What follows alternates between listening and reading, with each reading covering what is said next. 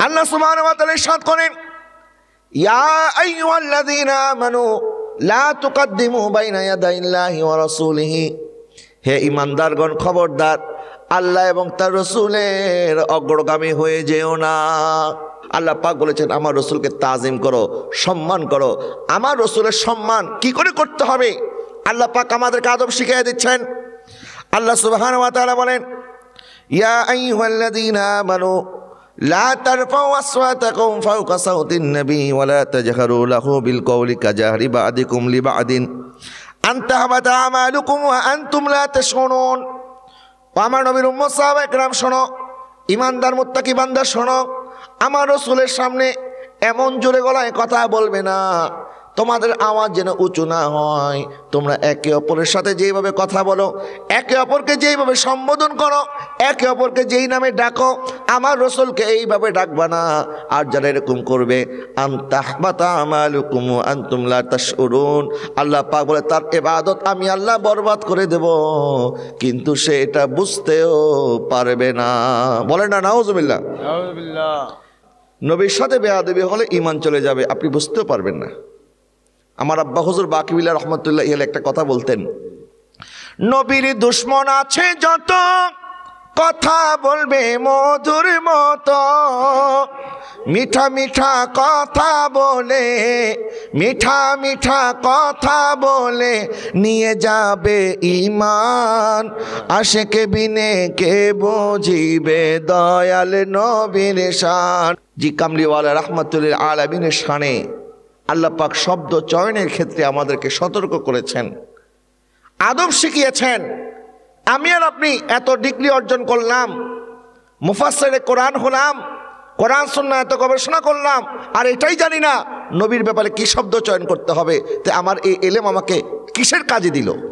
যারা এই কথা বলবে যে নারের তাকবীর ঠিক আছে, নারের রিসালাত বলা যাবে না, তা আপনি তো তাওহীদ মানলেন, রিসালাত অস্বীকার করলেন। আমাদের উম্মতে মুহাম্মদের ঐক্যের ভিত্তি হবে তাওহীদ এবং রিসালাত। বলেন তাওহীদ এবং রিসালাত। এই বাংলাদেশের মধ্যে অনেকে জুলুম করেছে, এখন বিচার হচ্ছে। আবার নতুন করে যারা জুলুম করবে তাদেরও বিচার হবে। কথা বলেন না, ঠিক কিনা? জালেমের কোনো ছাড় আছে? আল্লাহ পাক বলে ইন্না বাতশা রাব্বিকা লাশাদীদ, আল্লাহর পাকড়াও বড় কঠিন। আল্লাহ সুবহানাহু ওয়া তাআলা বলে আমি আল্লাহ যখন পাকড়াও করব, আল্লাহ ছাড় দেয় কিন্তু আল্লাহ ছেড়ে দেয় না। তাহলে আপনি যা করবেন আপনাকে ভোগ করতে হবে, এবং বান্দার হক বান্দা মাফ না করা পর্যন্ত আল্লাহ মাফ করবে না। নবীজি সাল্লাল্লাহু আলাইহি ওয়াসাল্লাম ইরশাদ করছেন, আল গীবাতু আশাদ্দু মিনাজ জিনা, ব্যভিচারের চাইতে মারাত্মক গুনাহ হচ্ছে গীবত করা। সুদের বিষয়ে কোরআনের একটা আয়াতে আমাদের জন্য যথেষ্ট। আহাল্লাল্লাহুল বাইআ ওয়া হাররামার রিবা, আল্লাহ পাক বলেছেন আমি তোমাদের জন্য ব্যবসাকে হালাল করেছি আর সুদকে হারাম করেছি। বিভিন্ন এনজিওওয়ালা এসে বলে ভাই টাকা আস্তে আস্তে দিয়ে অসুবিধা নাই। তো কি করতে হবে? বলে আপনার বাড়ির দলিলটা একটু লাগবে। এই যে উপর দিয়ে পানি ডাইলা নিচে দিয়ে গোড়া কাটতেছে। ব্যবসা করার জন্য প্রয়োজন একজন আরেকজনকে কর্জে হাসানা দিবেন। কর্জে হাসানার মাধ্যমে দান করলে 10 গুণ সওয়াব, আর কর্জে হাসানা দিলে 18 গুণ সওয়াব। আজকের এই মাহফিলে আসতে পেরে আমরা সবাই খুশি না বেজার? আল্লাহ পাক আমাদের সবার আসা যাওয়াকে যেন কবুল করে, সবাই বলেন আমিন। আমাকে একটি বিষয় দেওয়া হয়েছে হকুল্লাহ এবং হকুল ইবাদ এবং সুদের ভয়াবহতা সম্পর্কে। আল্লাহ আসমান সৃষ্টি করেছেন, জমিন সৃষ্টি করেছেন। আল্লাহ পাক চাঁদ, সূরজ, গ্রহ, নক্ষত্র সমস্ত কিছু সৃষ্টি করেছেন। আসমানের বৃষ্টি জমিনের প্রয়োজন হয় না, জমিনের প্রয়োজন নাই, তারপর বৃষ্টি বর্ষণ হয়, কারণ বৃষ্টি হলে মাটি উর্বর হবে, এখানে আমরা ফসল ফলায় তারপর আমরা খেতে পারবো। এটার মাকসাদ হচ্ছে মানুষকে আল্লাহ পাক হালাল উপার্জনের একটা রাস্তা করে দিলেন। সুবহানাল্লাহ বলেন। নদীর পানি নদীর দরকার নাই, নদী আল্লাহ তৈরি করেছেন যেন নদীর পানি দিয়ে আমরা সেচ দিতে পারি, নদীর পানি আমরা পান করতে পারি, সেখান থেকে আমরা ফসল ফলাইতে পারি। এগুলি আল্লাহ পাক আমাদের জন্য সৃষ্টি করেছেন। সুবহানাল্লাহ বলেন। যত প্রাণীকুল আছে, যেমন গরু, ছাগল, মহিষ, ভেড়া, দুম্বা, এই প্রাণী জগৎ আল্লাহ আমাদের জন্য বৈধ হালাল করেছেন যেন আমরা সেখান থেকে খাবার গ্রহণ করতে পারি, এদেরকে আমরা রিজিক হিসাবে। এবং দেখবেন একটা বাচ্চা যখন মার পেটে আসে ওই বাচ্চার রিজিক তখন মার বুকের মধ্যে চলে আসে, সুবহানাল্লাহ বলেন। কিন্তু 2 বছর 2.5 বছর বাচ্চাটাকে দুধ পান করানোর পর ওই মার বুকে আর দুধ থাকে না। কিন্তু একটা গাভী যখন বাচ্চা প্রসব করে, ওই গাভীর দুধ শুধু গাভীর বাচ্চা খায় না, আল্লাহ পাক এই গাভীর দুধ আমাদের জন্য হালাল করে দিয়েছেন।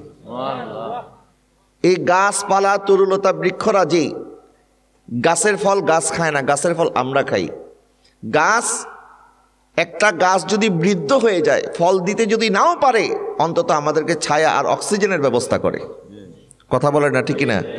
আবার গাছটা যদি একদম এমন হয় যে আপনাকে এখন কেটে ফেলতে হবে, কেটে ফেললেও কোনো অসুবিধা নাই, ওই মরা গাছ আমাদেরকে এরকম সুন্দর সুন্দর ফার্নিচার উপহার দেয়।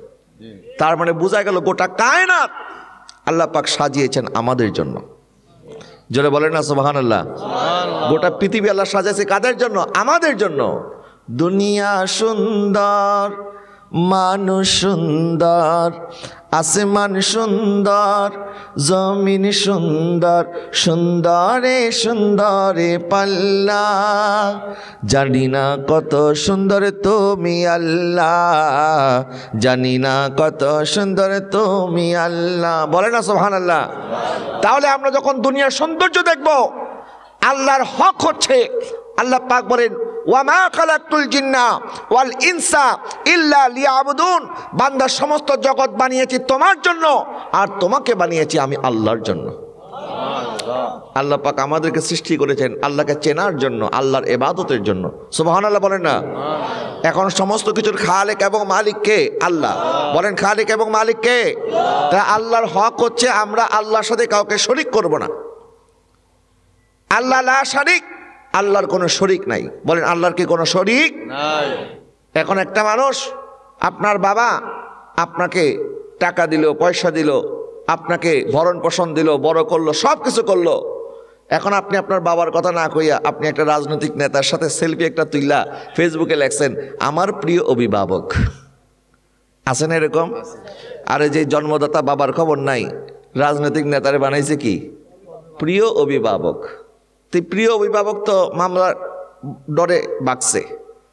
এখন তো ওই নেতাদের কোনো খবরও নাই। কষ্ট পাচ্ছেন আপনারা? বাবা, আমরা যাদেরকে এরকম অভিভাবক বানাই, বিপদকালে দেখবেন এদের কোনো বেল নাই। এখন জন্মদাতা বাবা সারা জীবন আপনাকে খাওয়াইলো, পড়াইলো, আর সব ক্রেডিট দিয়ে দিলেন প্রিয় অভিভাবকের উপরে। এখন বাবার কেমন লাগবে? বাবা বলবে না যে আমি সব করলাম আর আমার বলে আমার কথা কয় না। এখন সমস্ত কিছু আল্লাহ পাক সৃষ্টি করেছেন আমাদের জন্য, আর সে আমরা আল্লাহর ঘরে মসজিদে সে ইবাদত বন্দি না করে আমরা যদি বাইরে বাইরে ঘুরি, নামাজের সময় আড্ডা মারি, আমার আল্লাহকে আমাদের প্রতি খুশি হবে না নারাজ হবে? তাহলে আল্লাহর হক, আল্লাহর সাথে এক নাম্বার শরিক না করা এবং আল্লাহর ইবাদত করা। সুবহানাল্লাহ বলেন না। তেমনি ভাবে আমার রাসূলেরও কিছু অধিকার আছে আমাদের উপরে, আছে না নাই? কারণ যে নবীজি আমাদের জন্য 63 বছর উম্মতি করেছেন, এখনো রওজা মুবারকে উম্মতের জন্য কাঁদতেছেন। সুবহানাল্লাহ বলেন। তো নবীজির হক হচ্ছে উম্মতের উপরে এক নাম্বার নবীর উপরে ঈমান আনা। সুবহানাল্লাহ বলেন না। নবীজির উপরে কি আনা? ঈমান আনা, এবং নবীকে জানের চেয়ে বেশি মহব্বত করা। সুবহানাল্লাহ বলেন। কারণ আমার নবী সাল্লাল্লাহু আলাইহি ওয়াসাল্লামের মহব্বত, এটা হচ্ছে ঈমানের মূল। বলেন এটা কি ঈমানের মগজে কোরআন রূহে ঈমান জানে দিল হাসতে হুব্বে রাহমাতুল লিল আলামিন। আল্লাহ পাক ইরশাদ করেছেন আন-নাবিয়্যু আউলা বিল মুমিনিনা মিন আনফুসিহিম, মুমিনদের জানের চেয়ে বেশি আপন হচ্ছে আমার নবীজি। আমরা নিজেদের জীবনকে যতটুকু মহব্বত করি, আমার নবী আমাদেরকে তার চেয়ে বেশি মহব্বত করে। এই জন্য নবীর অধিকার হচ্ছে নবীর উপরে ঈমান আনা এবং নবীকে প্রাণের চাইতে জানের চাইতে বেশি ভালোবাসা। সুবহানাল্লাহ বলেন।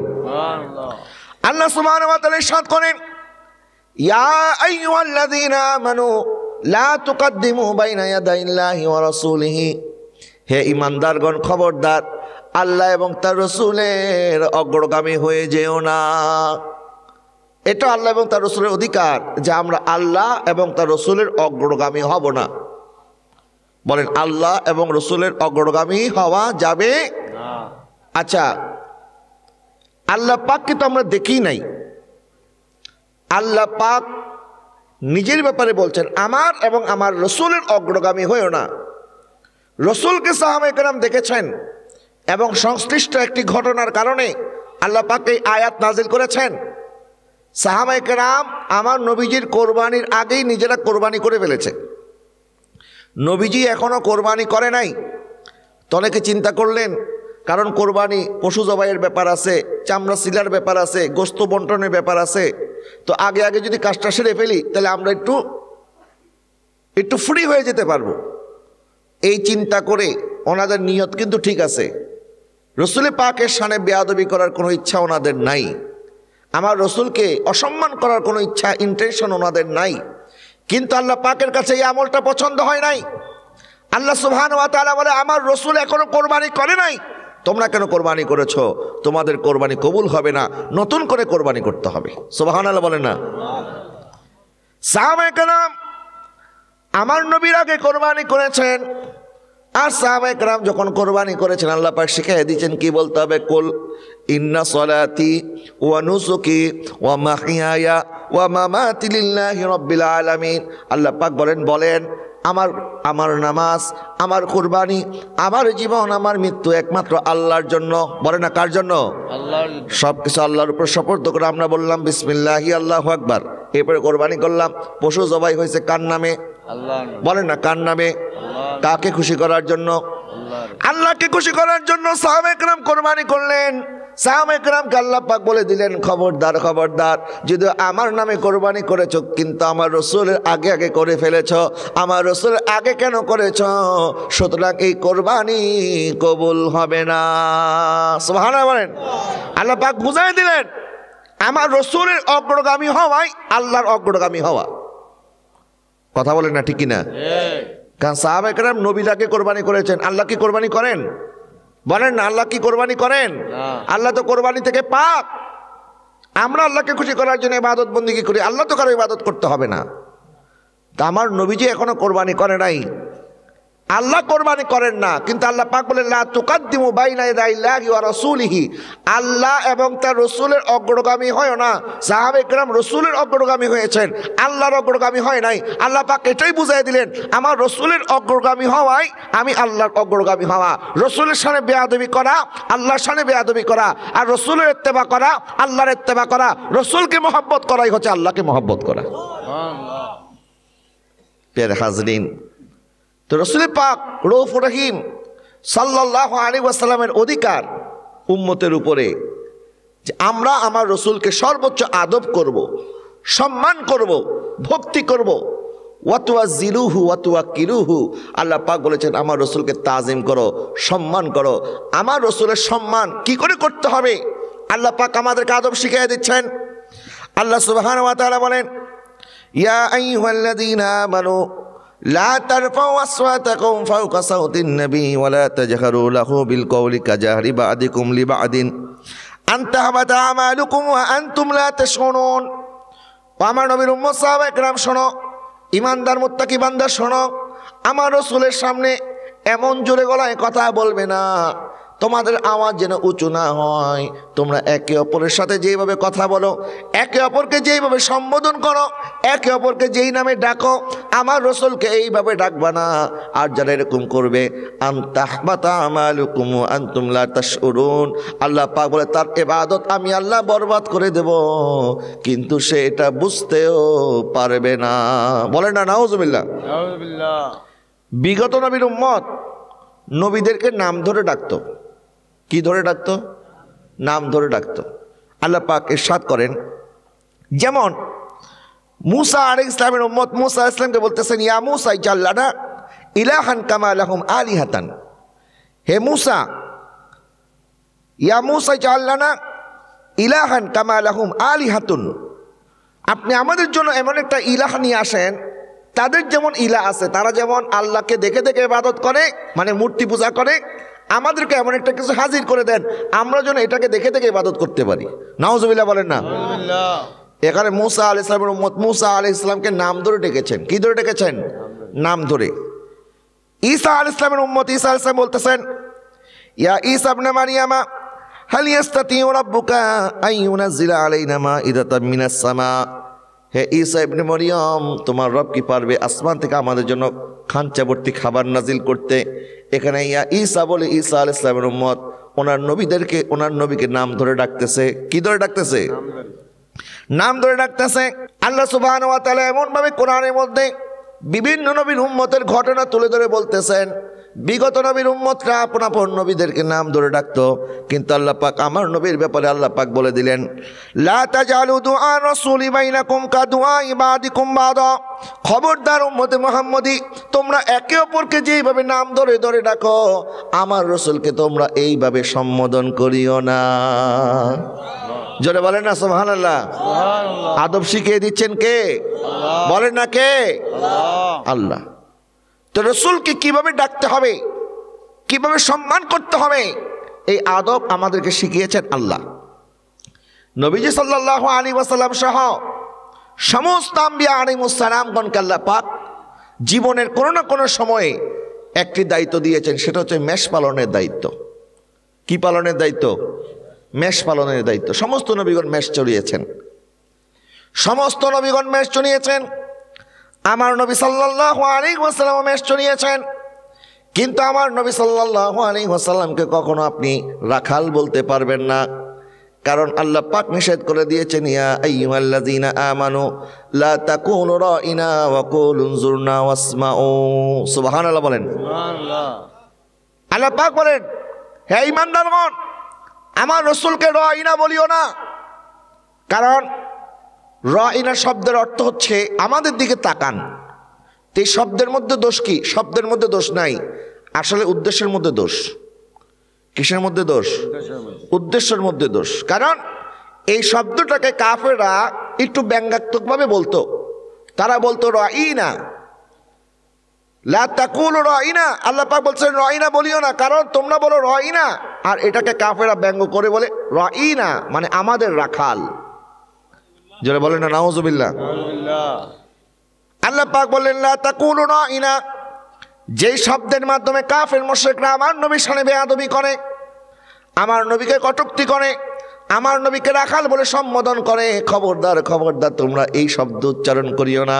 আল্লাহ তাআলা কি শব্দ উচ্চারণ করবো আল্লাহ পাক বলে দিলেন, অকল উনজুরনা, বরং তোমরা বলো ইয়া রাসূলুল্লাহ, আপনার দয়ার নজর আমাদের দিকে দান করেন। আরেকটু জোরে বলেন না সুবহানাল্লাহ। শব্দ পরিবর্তন করে দিয়েছেন কে? আল্লাহ। এখন আমার রাসূলকে যদিও নবীজি মেষ চড়িয়েছেন, কিন্তু আপনি রাখাল বলতে পারবেন না, এটা নিষেধ। বলেন এটা কি? নিষেধ। কারণ আমার রাসূলকে সাধারণ কোনো ব্যক্তির সাথে যদি কেউ তুলনা করে, সাধারণ কোনো মানুষের সাথে যদি কেউ আমার নবীকে উপমা পেশ করে, উপমা পেশ করলেও তার ঈমান চলে যেতে পারে। কথা বলেন না ঠিক না? কেন? কারণ রাসূল তো সাধারণ ব্যক্তি নয়, নবীজি সাল্লাল্লাহু আলাইহি ওয়াসাল্লাম তো আমাদের মতো নয়। আচ্ছা, নামাজি আর বেনামাজির মধ্যেও তো পার্থক্য আছে। সব মানুষ কি এক? কাফের আর মুসলমান কি এক? ইমানদার আর বেঈমান কি এক? এখন আমরা যদি বলি নবীও মানুষ আমিও মানুষ, তো নবী আর আমি তো একই। নাউজুবিল্লাহ বলেন না। পের হাজরিন, তো নবীজি সাল্লাল্লাহু আলাইহি ওয়াসাল্লামের ব্যাপারে সতর্কতা কেমন অবলম্বন করতে হবে? যখন নবীজি কামলিওয়ালা রাহমাতুল লিল আলামিন কোনোদিন কারোর ব্যাপারে বদদোয়া করে নাই। উহুদের ময়দানে আমার নবী দান শহীদ হয়েছে, নবীজি দোয়া করেছেন, আল্লাহুম্মা হাদি কওমি ফাইন্নাহুম লা ইয়ালামুন। আল্লাহ আমার কওমকে আযাব দিয়েন না, আল্লাহ তাদেরকে আপনি হেদায়েত দান করেন, কারণ তারা আমাকে চিনতে পারে নাই। যদি তারা চিনতো আমার সাথে এমন আচরণ তারা করতো না। জোরে বলেন না সুবহানাল্লাহ। আর আমরা বলি আমার ইটকল মারছস, আমি পাটকল মারমু। আর আমার নবীর আদর্শ চরিত্র ছিল এরকম যে আমার নবীকে কাফেররা কষ্ট দিয়েছে, আমার নবী কখনো বদদোয়া করে নাই, কারণ নবী হচ্ছেন ওয়ামা আরসালনাকা ইল্লা রাহমাতাল লিল আলামিন। আমার নবী কোনোদিন বদদোয়া করে নাই। আর যখন খন্দকের ময়দানে নবীজি সাল্লাল্লাহু আলাইহি ওয়াসাল্লামকে কাফের মুশরিকরা পাথর মারার পরেও নবী বদদোয়া করে নাই। আর এইদিকে নবীজি সাল্লাল্লাহু আলাইহি ওয়াসাল্লাম সহ সাহাবায়ে কেরাম যখন নবীজি সাল্লাল্লাহু আলাইহি ওয়াসাল্লাম সহ সাহাবায়ে কেরাম যখন আমার নবীজি খন্দকের ময়দানে আমার নবী সাল্লাল্লাহু আলাইহি ওয়াসাল্লাম যখন সাহাবায়ে কেরামকে নিয়ে পরীক্ষা খনন করতেছে। পরীক্ষা খনন অবস্থায় কাফের মুশরিকরা আমার নবীর উপরে যখন আক্রমণ করে বসলো, আমার নবী সাল্লাল্লাহু আলাইহি ওয়াসাল্লাম খন্দকের ময়দানে কাফের মুশরিকদের কারণে আসরের নামাজ পড়তে পারে নাই। নবীজির আসরের নামাজ কাজা হয়ে গেছে। ওইদিকে উহুদের ময়দানে নবীজি বদদোয়া করে নাই, উহুদের ময়দানে তাদের হেদায়েতের দোয়া করেছে। আর খন্দকের ময়দানে যখন আসরের নামাজ কাজা হয়ে গেছে, আমার নবী আল্লাহ তাআলা দোয়া করলেন, আল্লাহুম্মা ইমলা কলবাহুম ওয়া সুদুরাহুম ওয়া কুবুরাহুম নারা। আল্লাহ, তাদের কারণে আমার নামাজ কাজা হয়ে গেল, আল্লাহ তাদের সদরকে, তাদের কলবকে, তাদের কবরকে জাহান্নামের আগুন দ্বারা পরিপূর্ণ করে দাও। জোরে বলেন না নাউজুবিল্লাহ। উহুদের ময়দানে নবী বদদোয়া করে নাই, নবী নিজের হক মাফ করে দিয়েছে। কিন্তু নামাজ এটা নিজের হক না, নামাজ হচ্ছে আল্লাহর হক। বলেন নামাজ কার হক? আমার নবী নিজের হক মাফ করেছেন, আল্লাহর হক মাফ করে নাই। ইমাম ফখরুদ্দিন রাজি রহমাতুল্লাহি আলাইহি ওনার তাফসীরের মধ্যে লেখেন, আল্লাহ সুবহানাহু ওয়া তাআলা আমার নবীর উপরে ওহী নাজিল করলেন আর বললেন, ফাকালা কামা কদ্দামতা হাক্কি আলা হাক্কাক ফানা আইদান উকদ্দিমু হাক্কাকা আলা হাক্কি নাফসি। ইয়া রাসূলুল্লাহ, আপনি আপনার হকের উপরে আমি আল্লাহর হককে প্রাধান্য দিয়েছেন। অর্থাৎ আপনার হক ছিল, আপনি চাইলে তাদেরকে ক্ষমা না করে তাদের জন্য বদদোয়া করতে পারতেন, কিন্তু আপনি নিজের হক মাফ করে দিয়েছেন। আর আমি আল্লাহর হক নামাজ, এই নামাজের কারণে আপনি তাদের জন্য বদদোয়া করেছেন, মানে আমি আল্লাহর হক আপনি মাফ করেন নাই। আপনি নিজের হকের উপরে আমি আল্লাহর হককে প্রাধান্য দিয়েছেন। আমি আল্লাহ সুবহানাহু ওয়া তাআলা এখন থেকে আমি আল্লাহর হকের উপরে আপনি নবীর হককে প্রাধান্য দেব। আরেকটু জোরে বলেন না সুবহানাল্লাহ। কিরকম প্রাধান্য? আল্লাহ সুবহানাহু ওয়া তাআলা বলেন, ফামান তারাকা সালাতান তুলা উমরাহু লা ইয়াকফুর। কেউ যদি সারা জীবন ব্যাপী নামাজ কাজাও করে তাহলেও সে কাফের হবে না, ফাসেক হবে। নামাজ তরক করা কবিরা গুনাহ। বলেন নামাজ তরক করা কি গুনাহ? কবিরা গুনাহ। কিন্তু কবিরা গুনাহ করলে কেউ কাফের হয় না, কবিরা গুনাহকারী কাফের নয়। আল্লাহ সুবহানাহু ওয়া তাআলা বলেন, ওয়ামান তানা ফি শারাতিন মিন শারাতিকা ইয়াকফুর। ইয়া রাসূলুল্লাহ, কেউ যদি আপনার নুরানি চুল মুবারকের একটি চুল মুবারকের সাথে যদি কেউ বেয়াদবি করে তাইলে এটা কুফরি হবে। জোরে বলেন না সুবহানাল্লাহ। আল্লাহ পাক বলে দিলেন, মাহবুব আপনি আপনার হকের উপরে আমার হককে প্রাধান্য দিয়েছেন, আমি আল্লাহ আমার হকের উপরে আপনার হককে প্রাধান্য দেব। চুরি করেছে, ডাকাতি করেছে, নামাজ তরক করেছে, মিথ্যা কথা বলেছে, যত গুনাহ আছে আল্লাহ সুবহানাহু ওয়া তাআলা বান্দার হক ছাড়া তওবার মাধ্যমে আল্লাহ পাক বান্দার সমস্ত গুনাহ ক্ষমা করে দিতে পারে। সুবহানাল্লাহ বলেন না। পারে কে পারে না? কিন্তু এমন একটা গুনাহ আছে, বান্দা যখন তওবা করে আল্লাহ পাক ক্ষমা করে দেয়, কিন্তু আমার নবী সাল্লাল্লাহু আলাইহি ওয়াসাল্লামের সামনে যদি কেউ বেয়াদবি করে আল্লাহ পাক বলে আনতাহবাতা আমালুকুম, এক নাম্বার আমি আল্লাহ তার আমল বরবাদ করে দেব। ওয়া আনতুম লা তাশউরুন, কিন্তু তুমি বুঝতে পারবে না তোমার আমল বরবাদ হয়ে গেছে, তুমি বুঝতে পারবে না। আচ্ছা বুঝতে পারলে কি হবে? যদি মানুষ বুঝতে পারে আমার গুনাহ হয়েছে, আমার আমল নামা বরবাদ হয়ে গেছে, আমার আমল সব বরবাদ হয়ে গেছে, মানুষ তখন কি করবে? তওবা করবে। বলে না কি করবে? তওবা করবে না, আল্লাহর কাছে ক্ষমা চাইবে, আল্লাহ আমার অনেক বড় গুনাহ হয়ে গেছে, বরবাদ হয়ে গেছে। আমরা যদি নিজের গুনাহ দেখতে পারতাম, নিজের আমল নামা দেখতে পারতাম, আমরা কেউ মনে হয় সাজদা থেকে মাথা উঠাইতাম না, ঠিক কিনা বলেন না? কিন্তু আমরা দেখি না বিদায়, বুঝি না বিদায় আমরা কত বড় গুনাহগার। এই জন্য এখনো আমরা নামাজ কি জিনিস, সাজদা কি জিনিস, দোয়া কি জিনিস, তওবা কি জিনিস, এটা অনেকে আমরা এখনো বুঝি না। কিন্তু যদি দেখতে পারতাম, বুঝতে পারতাম, তাহলে তওবা করতাম। আল্লাহ পাক বলেন, আমার মাহবুবের সামনে যারা বেয়াদবি করবে আমি আল্লাহ সুবহানাহু ওয়া তাআলা তার ইবাদত বরবাদ করে দেব, কিন্তু তাকে আমি বুঝতে দেব না। কারণ সে যদি বুঝতে পারতো তাইলে সাথে সাথে তওবা করত। আর আমি আল্লাহ তওবাকারীর তওবা কবুল করি। আমার নবীর সামনে বেয়াদবি করার অর্থ হচ্ছে আল্লাহ পাক তাকে তওবা করার তৌফিক দিবে না। বলে না নাউজুবিল্লাহ। তওবা করার তৌফিক আল্লাহ তাদেরকে দিবে না। এই জন্য দেখবেন দুনিয়াবি কোনো ভুল হয়ে গেলে সাথে সাথে বলে আমার ভুল হয়ে গেছে, স্লিপ অফ টাং হয়ে গেছে, আমি ক্ষমা চেয়ে নিচ্ছি, আপনি আমাকে ক্ষমা করে দিয়েন। দুনিয়াবি ভুলের ব্যাপারে বারবার ভুল স্বীকার করে, নবীর সানে বেয়াদবি করলে ভুল স্বীকার করে না। এরকম আছে না? আচ্ছা, আমার ভুল হইতে পারে না? আমি কি ফেরেশতা নাকি? আমি কি নবী রসুল নাকি? নাউজুবিল্লাহ। নবী রসুল হচ্ছেন মাসুম, আর প্রত্যেক বনি আদমের ভুল হইতে পারে।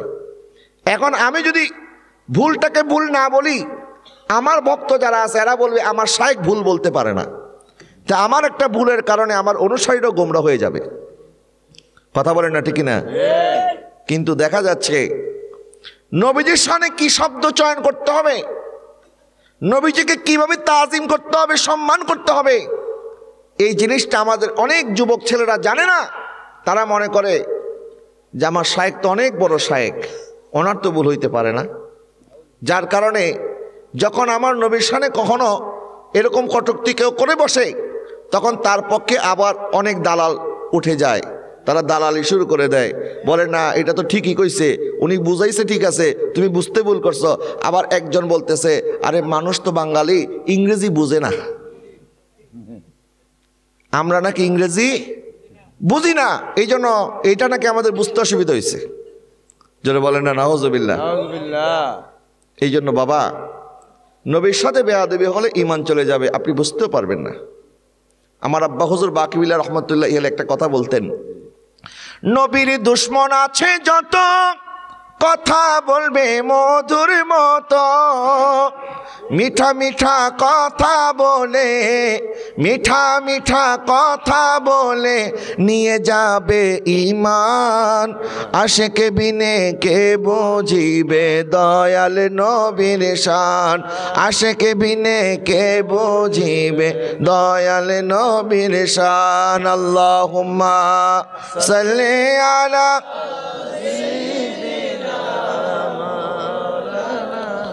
মুহাম্মদ ওয়ালা আলি সাইয়্যিদিনা মাওলানা মুহাম্মদ। তাহলে আমার নবীর হক উম্মতের উপরে নবীকে সম্মান করা, তাজিম করা, আমার নবীকে সাধারণ মনে না করা। আমার নবীর শানে আল্লাহ সুবহানাহু ওয়া তাআলা কখনো ইয়া মুহাম্মদ বলে নবীকে সম্বোধন করে নাই, ইয়া আহমদ বলে সম্বোধন করে নাই। যেখানে আল্লাহ পাক ইয়া মুসা বলেছেন, ইয়া ঈসা বলেছেন, ইয়া ইয়াহইয়া বলেছেন, ইয়া জাকারিয়া বলেছেন, ইয়া দাউদ বলেছেন, আমার নবীকে আল্লাহ পাক একবারের জন্য নাম ধরে ডাকেন নাই।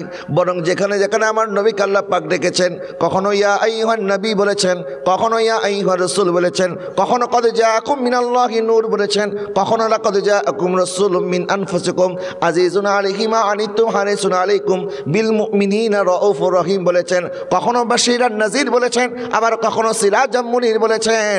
আবার যখন নবীজি চাদর মোবারক দিয়ে আবৃত, তখন আল্লাহ পাক বলেন ইয়া আইয়ুহাল মুজাম্মিল, হে আমার কামলিওয়ালা। আল্লাহ একটু জোরে বলেন না সুবহানাল্লাহ। কবি ইয়াসিন কবি তাহা কবি ওয়াল লায়া,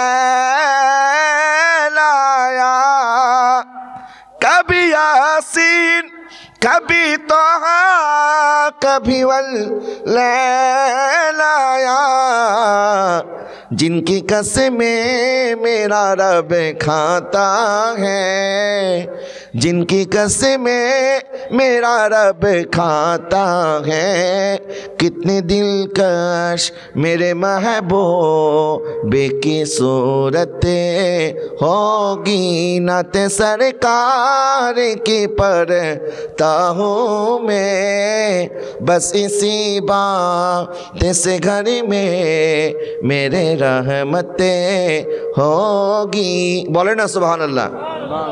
बाबा नबीजी जी কামলিওয়ালা রাহমাতুল আলামিনের শানে আল্লাহ পাক শব্দ চয়নের ক্ষেত্রে আমাদেরকে সতর্ক করেছেন, আদব শিখিয়েছেন।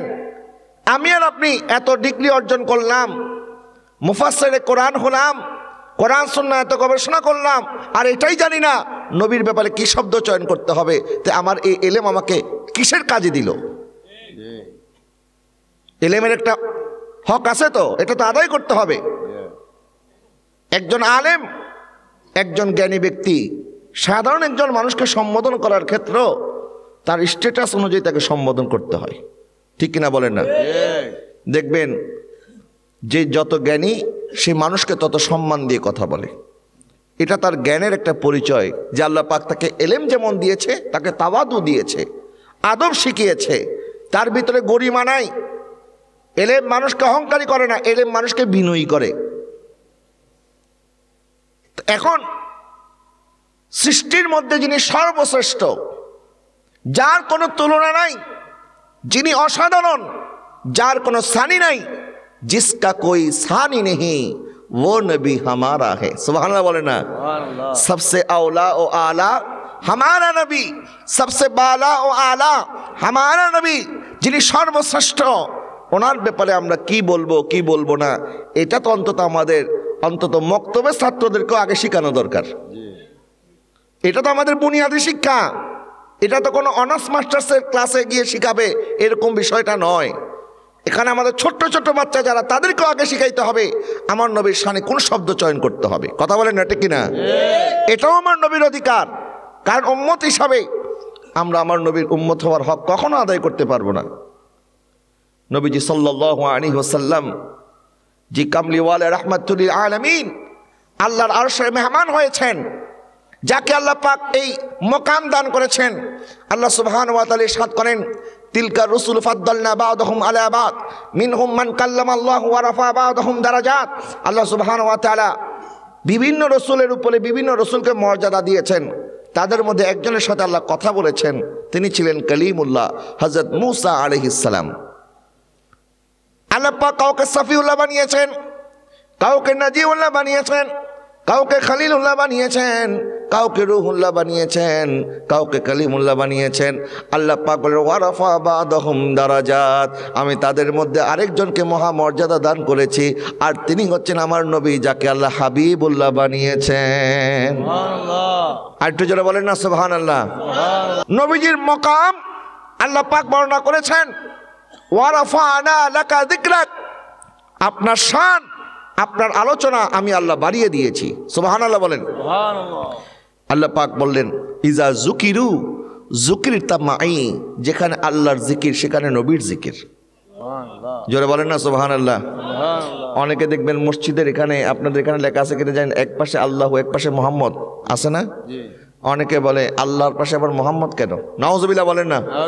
বলে লা ইলাহা ইল্লাল্লাহ লিখতে হবে উপরে, মুহাম্মদুর রাসূলুল্লাহ লিখতে হবে নিচে। একটু জোরে বলে না নাউজুবিল্লাহ। এরা আবার কথায় কথায় সৌদি আরবের নাম নিতে নিতে মুখের মধ্যে ফেনা তুলে ফেলে, কিন্তু সৌদি আরবের পতাকার মধ্যে লা ইলাহা ইল্লাল্লাহ মুহাম্মাদুর রাসূলুল্লাহ এক লাইনের মধ্যেই লেখা। কথা বলেন না, ঠিক কিনা? খানে কাবার গিরাফের মধ্যে দেখবেন সেখানে কালেমা শরীফ একসাথে লেখা। মসজিদ নবী শরীফের মধ্যে আপনি দেখবেন উপরে বিভিন্ন মিনারে মিনারে পিলারে পিলারে লা ইলাহা ইল্লাল্লাহু মুহাম্মাদুর রাসূলুল্লাহ সাল্লাল্লাহু আলাইহি ওয়াসাল্লাম। পাশাপাশি লেখা আছে হাসান বিন সাবিত রাদিয়াল্লাহু তাআলা আনহু, নবীজি সাল্লাল্লাহু আলাইহি ওয়াসাল্লামের সাহাবী, ইনি বলেন আগররু আলাইহি লিন-নবুওয়াতি খাতামুন মিনাল্লাহি নূরুন ইয়ালুহু ওয়া ইউশহাদু ওয়া দাম্মা ইলা ইসমিন নাবিহি ইলা ইসমিহি ইযা ক্বালা ফি খামসিল মুআজ্জিন ওয়া আশহাদু ওয়া শাক্কালাহু মিন ইসমিহি লিইউজিল্লাহু ফাজুল আরশি মাহমুদুন ওয়া হাযা মুহাম্মাদু। আর আল্লাহ পাক তিনি তার হাবিবের নাম মুবারকে নিজের নাম মুবারকের পাশে বসিয়ে দিয়েছেন। বসিয়েছেন কে? আল্লাহ। বলে না বসিয়েছেন কে? আল্লাহ সুবহানাহু ওয়া তাআলা শিখিয়ে দিলেন আযানের মধ্যে বলতে হবে আশহাদু আল্লা ইলাহা ইল্লাল্লাহ, সাথে সাথে বলতে হবে আশহাদু আন্না মুহাম্মাদার রাসূলুল্লাহ সাল্লাল্লাহু আলাইহি ওয়াসাল্লাম। আযানের মধ্যে আল্লাহর নামের পরে নবীজির নাম মুবারক আছে কিনা? আছে। ইকামতের মধ্যে আছে কি আছে না? নামাজের ভিতরে সুবহান রাব্বিয়াল আলা সুবহান রাব্বিল আযিম আছে, সাথে সাথে আসসালামু আলাইকা আইয়ুহান নাবিয়্যু ওয়া রাহমাতুল্লাহি ওয়া বারাকাতুহু আল্লাহুম্মা সাল্লি আলা মুহাম্মদ ওয়া আলা আলি মুহাম্মদ আছে না? আছে। কবরে রাখার সময় বলতে হয় না বিসমিল্লাহি ওয়া আলা মিল্লাতে রাসূলিল্লাহ, সেখানেও আমরা রসুলের নাম মুবারক বলি। এরপর যখন কবরে রাখা হবে মান রব্বুকা ওয়া মা দীনুকা ওয়া মাযা তাকুলু ফি হাক্কি হাযা রাজুল, তোমার রবকে, তোমার দিন কি, এবং এই ব্যক্তি সম্পর্কে তুমি দুনিয়াতে কি বলেছিলে, সেখানে আমার নবীর ব্যাপারে প্রশ্ন একটা আছে কি আছে না? তো নবীজি নাই কোথায়? যারা এই কথা বলবে যে নারে তাকবীর ঠিক আছে, না রেসালাত বলা যাবে না, তা আপনি তো তাওহীদ মানলেন, রেসালাত অস্বীকার করলেন। যেখানে তাওহীদ সেখানে রেসালাত। আমাদের উম্মতে মুহাম্মদের ঐক্যের ভিত্তি হবে তাওহীদ এবং রেসালাত। বলেন তাওহীদ এবং রেসালাত। লা ইলাহা ইল্লাল্লাহু মুহাম্মাদুর রাসূলুল্লাহ সাল্লাল্লাহু আলাইহি ওয়াসাল্লাম, এটাই হচ্ছে আমাদের কালেমা। শুধুমাত্র তাওহীদ তাওহীদ করলে, তাওহীদের ভিতরে অনেক ইহুদি আছে, এরা এক আল্লাহকে স্বীকার করে। খ্রিস্টানদের মধ্যে অনেকে আছে এক আল্লাহকে স্বীকার করে। এমনকি হিন্দুদের মধ্যেও, হিন্দুর বিভিন্ন গোত্র আছে, বিভিন্ন ধর্মীয় বিশ্বাস তাদের মধ্যে আছে। এদের মধ্যে একটা ধর্মীয় বিশ্বাস এমনও আছে, তারা এক আল্লাহকে স্বীকার করে। এখন আপনি যদি বলেন আল্লাহকে স্বীকার করলে আমরা তাকে মেনে নেব, এটা তো কোনো দিন হতে পারে না। আমাদের যে দিন, এই দিনের নাম ইসলাম। ইন্নাদ দীন ইনদাল্লাহিল ইসলাম। আর ইসলামের বুনিয়াদ, ইসলামের ভিত্তি হচ্ছে লা ইলাহা ইল্লাল্লাহু মুহাম্মাদুর রাসূলুল্লাহ সাল্লাল্লাহু আলাইহি ওয়াসাল্লাম। কথা বলেন না, ঠিক কিনা? কিন্তু দেখবেন এরা এক এক সময় এক এক ধরনের বেয়াদবি নবীজির শানে করে। একবার বলতেছে নবীজির এই রেসালাতের স্লোগান এটা নাকি ফালতু স্লোগান। অথচ ওই বক্তাকে স্টেজে তোলার সময় অমুক বক্তার আগমন, শুভেচ্ছার স্বাগতম, এই যে স্লোগান দিচ্ছে এটাকে কিন্তু ফালতু বলতে শুনি নাই। নিজের নামে স্লোগান দিলে ভালো, দলের নামে স্লোগান দিলে কোনো আপত্তি নাই, আর নবীর নামে স্লোগান দিলে আপত্তি। তাহলে বোঝা গেল এদের ইমানের মধ্যে ভেজাল আছে। না, আমার নবীর ব্যাপারে তোমাদের এত বিদ্বেষ কেন? বলে আমরা ইয়া রাসূলুল্লাহ কেন বলবো? আর তোমার ইয়া রাসূলুল্লাহ বলতে অসুবিধা, তো তুমি মুহাম্মদ রাসূলুল্লাহ বলো, অসুবিধা কি? তুমি মুহাম্মদ রাসূলুল্লাহ বলো, কিন্তু তুমি রিসালাতের স্লোগানকে ফালতু স্লোগান বলার এই অধিকার তোমাকে কে দিয়েছে? কথা বলে না, ঠিক কিনা? আর আমরা ইয়া রাসূলুল্লাহ বললে এত অসুবিধা কিসের? আমার রাসূল সাল্লাল্লাহু আলাইহি ওয়াসাল্লাম মদিনা পাকে আরাম ফরমাচ্ছেন, আমরা যখন নবীজিকে সালাম দেই, এই সালাম আমার নবীর কাছে ফেরেশতারা পৌঁছিয়ে দেয়। আমার নবী আমাদের সালাম শুনে এবং আমাদের সালামের জবাবও দেয়। সুবহানাল্লাহ। আরেকটু জোরে বলেন না সুবহানাল্লাহ। সুবহানাল্লাহ।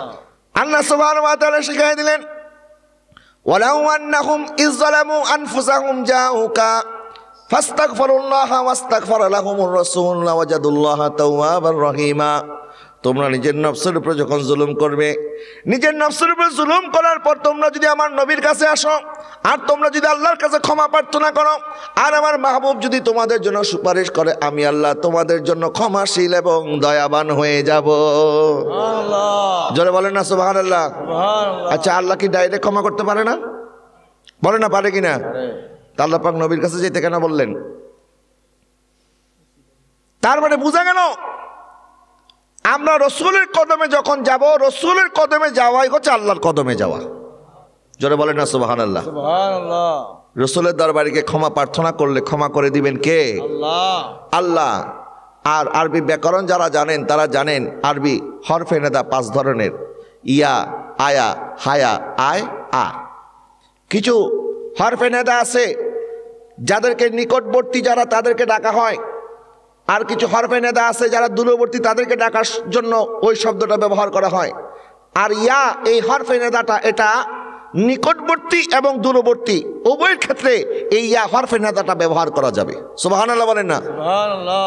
আচ্ছা, আমি আপনাকে বললাম আসসালামু আলাইকুম, এখানে কুম একটা জমির আছে, জমির মানে সর্বনাম। আমি আপনাকে বললাম আপনাদের উপরে রহমত বর্ষণ হোক, আপনাদের জন্য সালাম। তা আপনি এখানে কি উপস্থিত না অনুপস্থিত? বলেন না কি? বলেন কি? উপস্থিত। আবার কেউ বললেন যে হুজুর উমুকে আপনাকে সালাম দিয়েছে, অনেকে এরকম বলে না যে উমুকে আপনাকে সালাম দিয়েছে, তখন আপনি জবাব কি দিবেন? ওয়া আলাইকা ওয়া আলাইহিস সালাম, তোমার উপর সালাম এবং তার উপরও সালাম। ওয়া আলাইকা তোমার উপর মানে আপনি উপস্থিত, ওয়া আলাইহিস সালাম এবং তার উপরে মানে তিনি এখানে নাই। বলেন তিনি এখানে নাই। আর যিনি আছেন তাকে আমি কি বললাম? ওয়া আলাইকাস সালাম, ওয়া আলাইকুমুস সালাম তোমার উপর সালাম, ওয়া আলাইকা ওয়া আলাইহিস সালাম তোমার উপরেও এবং তার উপরেও। নামাজের ভিতরে যখন আমরা বলি, আমরা কি বলি? আসসালামু আলাইকা আইয়ুহান নবী, হে রাসূল আপনাকে সালাম। সুবহানাল্লাহ বলেন না? সুবহানাল্লাহ। এখানে কাফ একটা জমির আছে না নাই? বলেন না, কাফ একটা জমির আছে না? এই যে আসসালামু আলাইকুমের মধ্যে যে কাফ, এখানে একটা কাফ আছে না? Calf, calf চিনেননি? কাফ লামের মতো দেখতে, আবার মাঝখানে একটা আছে না? এটাকে বলা হয় কাফ। এটা হচ্ছে জমির। আপনি নামাজের মধ্যে বললেন আসসালামু আলাইকা আইয়ুহান নবী, হে রাসূল আপনাকে সালাম, কোনো বেদাতের ফতোয়া নাই। আর আমরা যখন দাঁড়ায় বলি ইয়া নবী সালামু আলাইকা, ইয়া রাসূল সালামু আলাইকা, তখনই ফতোয়া শুরু হয়ে যায়। আছে না নাই বলেন? তো নামাজের ভিতরে পড়তেছো, এটা পড়লে জায়েজ, নামাজের বাইরে পড়লে অসুবিধা কি? যাই হোক প্রিয় হাজরিন, আমরা যখন পড়ি অনেকের কাছে ভালো লাগে না, কিন্তু মাহের জেন যখন পড়ে তখন ভালো লাগে, কারণ এতো বিদেশি মানুষ। মাহের জেন পড়ে না, ইয়া নবী সালাম আলাইকা, ইয়া রাসূল সালাম আলাইকা, ইয়া হাবিব সালাম আলাইকা, সালাওয়াতুল্লাহ আলাইকা। পরে কি পড়ে না বলেন? শোনেন নাই মাহের জেনের কণ্ঠে? তো মাহের জেন পড়ছে, হে বিদেশি মানুষ, এই জন্য একটা ভালো লাগে, আর আমরা বাঙালি মানুষ এই জন্য ভালো লাগে না। ফতোয়া তো সবার জন্য সমান হওয়ার কথা, কথা বলেন না, ঠিক কিনা? যাই হোক ভাইয়ের আমার, আল্লাহ সুবহানাহু ওয়া তাআলা আমার নবীর শানে বেয়াদবি করাকে কখনো বরদাস্ত করেন না। আল্লাহ পাক ইরশাদ করেন, যারা আপনি নবীর সামনে নিচু গলায় কথা বলে, যারা উঁচু গলায় কথা বলে না, আপনি নবীর সম্মানকে যারা এক নম্বরে রাখে, আল্লাহ পাক ইরশাদ করলেন, ইন্নাল্লাযীনা ইয়াগুদ্দুনা আসওয়াতাহুম ইনদা রাসূলিল্লাহি উলাইকাল্লাযীনা ইমতাহানাল্লাহু কুলুবাহুম লিত্তাকওয়া লাহুম মাগফিরাতুন ওয়া আজরুন আযীম। আপনি নবীর সামনে যারা আস্তে আস্তে কথা বলে, যারা জোরে জোরে কথা বলে না, যারা আপনি নবীকে অন্যদের মতো সাধারণ মতো সম্বোধন করে না, আমার আল্লাহ পাক বলে আমি আল্লাহ তাদের কলবকে তাকওয়ার জন্য মনোনীত করে নিয়েছি। জোরে বলে না সুবহানাল্লাহ। কিসের জন্য? তাকওয়ার জন্য। বলে না কিসের জন্য? তাকওয়া। তার মানে যারা নবীকে আদব করে তারাই মুত্তাকি। এই জন্য দেখবেন আমাদের আহলুস সুন্নাত ওয়াল জামাতের অনুসারী যারা, এরা হাজার লক্ষ লক্ষ মানুষ একসাথে জড়ো হলেও একটা কোনো সাউন্ড নাই, কোনো হই হুল্লোড় নাই, সেলফিবাজি করার কোনো হিরিক নাই, বক্তাকে ডিস্টার্ব ফিল করতে হয় না, তিনি আরামে কোরআন সুন্নাহ থেকে আলোচনা করতে পারে। কথা বলে না, ঠিক না? কয়েকদিন আগে আপনাদের এই হাওরের মধ্যে ফুলতলি রহমতুল্লাহি আলাইহির ইসালে সাওয়াবের মধ্যে লক্ষ লক্ষ মানুষ হয়েছে, একটা সাউন্ড হয় নাই, ঠিক কিনা বলেন? যখন জশ্নে জুলুস ঈদে মিলাদুন নবীর মধ্যে লক্ষ লক্ষ আশিক রাসূল জমা হয়, সবাই নাত রাসূল পড়ছে, নবীকে সালাম দিচ্ছে, সবাই আমার নবীর প্রতি দুরূদ সালাম পেশ করতেছে, কোনো থানার মধ্যে একটা জিদিও হয় নাই, ঠিক কিনা বলেন না? কিন্তু এরা কয়েকশো মানুষ একসাথে হইলেই হই হুল্লোড় লেগে যায়। তার মানে তাদের ভিতরে তাকওয়া নাই। বলেন তাদের মধ্যে কি নাই? তাকওয়া নাই। তারা সেখানে গেছে সেলফি তোলার জন্য, টিকটক ভিডিও বানানোর জন্য, ইউটিউবের কন্টেন্ট তৈরি করার জন্য, ফেসবুকের কন্টেন্ট তৈরি করার জন্য, কোরআন সুন্নাহর ইলম অর্জন করার জন্য তারা যায় নাই। কিন্তু আমাদের ওয়াজে আসতে হবে কোরআন সুন্নাহ থেকে ইলম অর্জন করার জন্য, তাইলে না মানুষ হেদায়েত হবে। এবং আমি যখন বক্তব্য দেব আমার উদ্দেশ্য থাকতে হবে আমি নিজে আমল করব, আপনাদেরকে হেদায়েতের উদ্দেশ্যে আমি আলোচনা করব। এই ভিডিও হচ্ছে আমার পপুলারিটি বাড়বে, জনপ্রিয়তা বাড়বে, মানুষ আমাকে ইউটিউবে ফেসবুকে দেখবে আর বাহবা দেবে। এই উদ্দেশ্য যদি আমার থাকে, আমার আলোচনা আল্লাহর দরবারে কবুল হবে না এবং এটা রিয়ার পর্যায়ে চলে যাবে। কথা বলেন ঠিক কিনা? এই জন্য আমরা বক্তারও বাবা অনেক বিপদের মধ্যে আছি। কেন? কারণ আমরা দোয়া করলে এটা ছবি উঠে যায়। এখন দোয়া করেও কোনো নিস্তার নাই, দোয়া যখন করতেছে তখনও ছবি একটা তুলে ফেসবুকে দিয়ে দিচ্ছে, হুজুরে দোয়া করতেছে। এখন আমার দোয়া যে মানুষ দেখলো, আমি তো মানুষকে দেখানোর জন্য দোয়া করি নাই, দোয়া করছি কাকে দেখানোর জন্য? আল্লাহকে। এখন আমাদের ইবাদত কদ্দুর আল্লাহ দরবারে কবুল হবে আর কবুল হবে না এটা আমি বলতে পারবো না। এই জন্য আমরাও বড় বিপদে আছি। যদি এগুলি সব বন্ধ করে দিয়ে শুধুমাত্র আপনাদেরকে কোরআন সুন্নাহ থেকে আলোচনা শোনাইতাম, কোনো হই হুল্লোড় নাই, আসার আগে কোনো তাকবীর নাই, পোস্টারের মধ্যে এত বড় করে নাম নাই, কিচ্ছু নাই, একদম সিম্পলভাবে যদি আসতাম, সিম্পলভাবে চলে যেতাম, এটার ব্যাপারে হয়তো বলতে পারতাম না এই ইবাদতটা আল্লাহর হয়তো কবুল হবে। কিন্তু এখন যেভাবে চলতেছে, আর এগুলি না করলেও মানুষ মনে করে এই হুজুরের মনে কোনো দামই নাই। এটাও বড় বিপদ। যে হুজুরের ফ্যান ফলোয়ার বেশি, ফেসবুক ইউটিউবের মধ্যে কন্টেন্ট বেশি, সাবস্ক্রাইবার বেশি, মানুষ মনে করে এটাই মনে হয় বড় হুজুর। বড় একটা বিপদের মধ্যে আমরা আছি। আল্লাহ যেন আমাদেরকে বিপদ থেকে উদ্ধার করে, বলেন আমিন।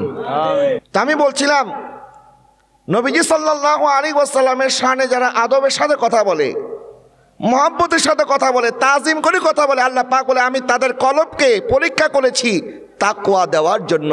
যারা নবীর শানে বেয়াদবি করবে না, আদব প্রকাশ করবে, আদবের সাথে নবীর সাথে কথা বলবে, আল্লাহ পাক তাদের অন্তরের মধ্যে তাকওয়া দান করে। সুবহানাল্লাহ বলেন না? তাদের অন্তরের মধ্যে কি দান করে? তাকওয়া দান করে। কারণ তাকওয়া পাওয়ার এক নাম্বার আপনার ওজিফা হচ্ছে আমার নবীর তাজিম। বলেন আমার নবীর কি? নবীর তাজিম ছাড়া কেউ ইমানদার হতে পারবে না। সব কিছু হচ্ছে পরে, এমনকি আল্লাহর কিবলাও হচ্ছে আমাদের পরে। এক নাম্বার হচ্ছে আমার নবীজি। বলেন এক নাম্বার কি? আমার নবীজি সাল্লাল্লাহু আলাইহি ওয়াসাল্লাম যখন মক্কাতুল মুকাররমা থেকে মদিনাতুল মুনাওয়ারা হিজরত করলেন, মেরাজ থেকে আসার পর আল্লাহ পাক আমার নবীর জন্য 5 ওয়াক্ত নামাজ দিলেন উম্মতের জন্য। নবীজি সাল্লাল্লাহু আলাইহি ওয়াসাল্লাম মদিনায় পাক আসার পরে 17 ওয়াক্ত কিংবা 18 ওয়াক্ত নামাজ আদায় করেছেন বাইতুল মুকাদ্দাসের দিকে ফিরে। কোন দিকে ফিরে? বাইতুল মুকাদ্দাসের দিকে ফিরে। কিন্তু নবীজি সাল্লাল্লাহু আলাইহি ওয়াসাল্লামের মনের মধ্যে একটু আকুতি ছিল। আমার নবী মনে মনে চেয়েছেন, আল্লাহ আমাদের কিবলাটা যদি বাইতুল মুকাদ্দাস না হয়ে খানায়ে কাবা হতো তাহলে বেশি আমার নবী খুশি হতেন। আল্লাহ সুবহানাহু ওয়া তাআলা নবী যখন নামাজ পড়তেছেন, আল্লাহ পাক বলেন কদ নারা তাকাল্লুবা ওয়াজহিকা ফিস সামাই ফালানুওয়াল্লিয়ান্নাকা কিবলাতান তারদাহা। মাহবুব নামাজের মধ্যে আপনার কলব বারবার আকাশের দিকে কেন তাকায়? আল্লাহ সুবহানাহু ওয়া তাআলা লক্ষ্য করেছেন এবং আল্লাহ পাক বলেন মাহবুব আপনার যে দিকে পছন্দ আপনি নবী সেই দিকে ফিরে নামাজ পড়েন। সুবহানাল্লাহ, জোরে বলেন না সুবহানাল্লাহ। নামাজ 2 রাকাত হয়েছে, এখনো 2 রাকাত বাকি।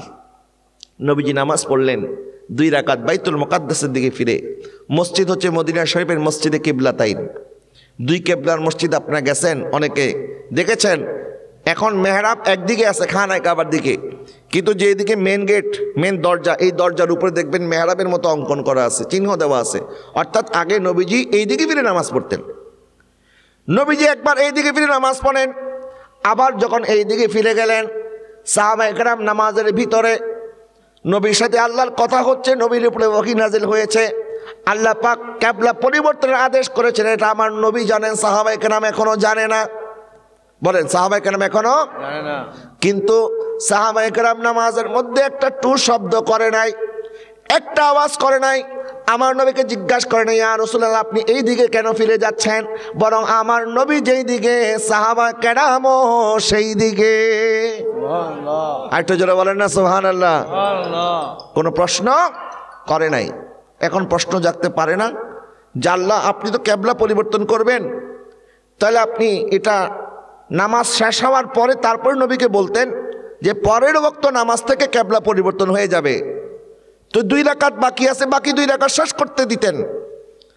আল্লাহ পাক বলেন ওয়ামা জাআলনাল কিবলাতাল্লাতী কুনতা আলাইহা ইল্লা লিনা'লামা মান ইয়াত্তাবিউর রাসূলা মিম্মান ইয়ানকালিবু আলা আকিবাই।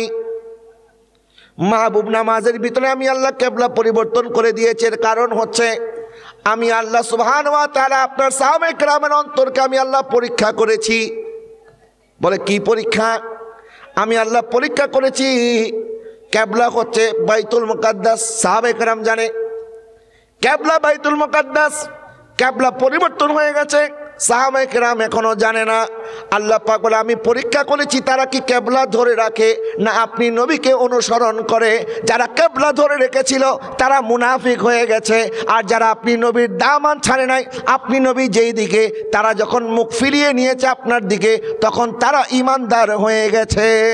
সুবহানাল্লাহ, আরেকটু জোরে বলেন না সুবহানাল্লাহ। সুবহানাল্লাহ। তাহলে যারা আমার নবীকে ছেড়ে দেবে আর সব কিছু রাখবে, সব কিছু আছে, তাদের সাথে যদি নবী না থাকে তাদের সাথে ঈমান আছে? বলে না ঈমান নাই। আর সাহাবায়ে কেরাম বলে কিবলা ছেড়ে দেব, সব ছেড়ে দেওয়ার দরকার ছেড়ে দিব, নবীর দামান ছাড়বো না। নবী যেই দিকে আমরাও সেই দিকে। জোরে বলেন না সুবহানাল্লাহ। সুবহানাল্লাহ। বলেন নবী যেই দিকে আমরাও কি সেই দিকে এই জন্য সাহাবায়ে কেরাম আমার নবীর এত দিওয়ানা ছিল, এত পাগল ছিল, সাহাবায়ে কেরাম বলতেন ফিদাকা আবি ওয়া উম্মি ইয়া রাসূলুল্লাহ, ইয়া রাসূলুল্লাহ আপনার জন্য আমাদের মা বাবা কোরবান। এখন এই কথাটা যদি আমরা বলি তাহলে আমাদেরকে বলবে তোমরা মুশরিক হয়ে গেছো। নবীর জন্য কেন কোরবান হবে, আল্লাহর জন্য না কোরবান হবে? বলবে না, বলবে না? এখন তো কথায় কথায় খালি শিরিকের ফতোয়া, তোমরা খালি নবী নবী করা কেন? আর সাহাবায়ে কেরামকে জিজ্ঞাসা করো, সাহাবায়ে কেরাম কেন বলেছেন ফিদাকা আবি ওয়া উম্মি ইয়া রাসূলুল্লাহ, হুজুর আপনার জন্য আমাদের মা বাবা কোরবান? ওরা তো বলতে পারতেন আল্লাহর জন্য আমাদের মা বাবা কোরবান। সাহাবায়ে কেরাম জানেন নবীর কদমে মা বাবা কোরবান মানে আল্লাহর জন্য কোরবান। সুবহানাল্লাহ বলেন না? সুবহানাল্লাহ। আল্লাহ পাক বলেছেন না মাই ইউতি রাসূল ফাকাদ আতা আল্লাহ, যে আমার রসুলকে অনুসরণ করেছে সেজন্য আল্লাহকে অনুসরণ করেছে। এই জন্য কাজী নজরুল ইসলাম সুন্দর করে বলেছেন আল্লাহকে যে পাইতে চায় হাজেরা থেকে ভালোবেসে, আরশে কুরসি লৌহ কালামে, আরশে কুরসি লৌহ কালামে না চাহিতে পেয়েছে সে। সুবহানাল্লাহ বলেন না? সুবহানাল্লাহ। তাহলে আমার নবীকে যদি আমরা পেয়ে যাই আমরা আল্লাহকে পেয়ে যাব। নবীকে অনুসরণ করলে, নবীর সুন্নত মোতাবেক জীবনযাপন করলে আমার আল্লাহ আমাদের হবে। কথা বলে না, ঠিক কিনা? আর দুনিয়ার সব কিছু আপনার কাছে আছে, টাকা আছে, বাড়ি আছে, গাড়ি আছে, সম্পদ আছে, নবীর সুন্নত নাই, নবীর ইত্তেবা নাই, নবীর অনুসরণ নাই, নবীর মোহাব্বত নাই। এই সম্পদ, আপনার দাড়ি টুপি, আপনার জুব্বা, আপনার এই সুন্দর পোশাক আশাকের কোনো দাম নাই। কথা বলে না, ঠিক কিনা? এই জুব্বা এগুলি আরবের পোশাক, আরবের মানুষ এই জুব্বা পরে। আমার নবীজিও পড়তেন, আমরাও পড়ি, কারণ আমরা পড়ি নবীর সুন্নত হিসাবে, ঠিক কিনা বলেন না? কিন্তু আরবের কাফেরও যখন এরকম জুব্বা পড়তো এটা কি সুন্নত হইতো? অনেকে দাড়ি রাখে স্টাইল করার জন্য। এখন এক লোক দাড়ি রাখছে, অনেক সুন্দর দাড়ি দেখতে মনে হয়, কিন্তু আসলে উদ্দেশ্য তার নবীর মহব্বত না, উদ্দেশ্য হচ্ছে ফ্যাশন। আচ্ছা, ফ্যাশন করে দাড়ি রাখলে কি সুন্নত সওয়াব পাবে? হুজুর সুন্নত সওয়াব পাবে? কখনোই পাবে না। অনেকে চুল রাখে বড় বড়, বাবরি চুল আমার নবী রাখতেন, বাবরি চুল রাখা সুন্নত, কিন্তু অনেকে স্টাইল করে যদি রাখে সুন্নতের সওয়াব পাবে না। আর যে বাবরি চুল রাখবে নবীর মহব্বতে সুন্নতের সওয়াব পেয়ে যাবে। সুবহানাল্লাহ বলে না? তো প্রত্যেকটা কাজ তার নিয়তের উপর নির্ভরশীল। ইন্নামাল আমালু বিন্নিয়াত, প্রত্যেকটা কাজ কিসের উপর নির্ভরশীল? নিয়তের উপর নির্ভরশীল। সেই জন্য আমি আপনাদের খেদমতে আরজ করব, আমাদের নিয়ত থাকতে হবে, আমাদের জীবন, আমাদের মনন আল্লাহর জন্য। আর আল্লাহকে যদি পাইতে হয় আমার নবীর দামান ধরতে হবে, আমার নবীর সুন্নত মোতাবেক চলতে হবে, আমার নবীর ইত্তেবা অনুসরণ করতে হবে। কথা বলেন ঠিক কিনা? আমার নবীর ইত্তেবা করা, অনুসরণ করা, এটা আমার নবীর অধিকার। বলেন এটা কি আমার নবীর অধিকার? এবার আসেন বান্দার অধিকার সম্পর্কে। আল্লাহ পাক আমাদেরকে সাথ করেছেন ইন্নাল্লাহা ইয়ামুরু বিল আদলি ওয়াল ইহসানি ওয়া ইতাইজিল কুরবা ওয়া ইয়ানহা আনিল ফাহশাই ওয়াল মুনকার ওয়াল বাগই ইয়াইযুকুম লাআল্লাকুম তাযাক্কারুন।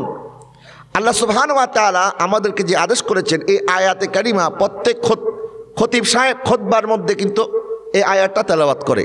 এই আয়াতটা আপনাদের মুখস্থ থাকার কথা। আল্লাহ পাকের সাথ করেন, এক নাম্বার, তোমরা আদালত করো এবং মানুষকে ইন্নাল্লাহা ইয়ামুরু বিল আদলি ওয়াল ইহসান, মানুষের সাথে উত্তম আচরণ করো, উত্তম ব্যবহার করো, ওয়া ইতাইজিল কুরবা ওয়া ইয়ানহা আনিল ফাহশাই ওয়াল মুনকার ওয়াল বাগই।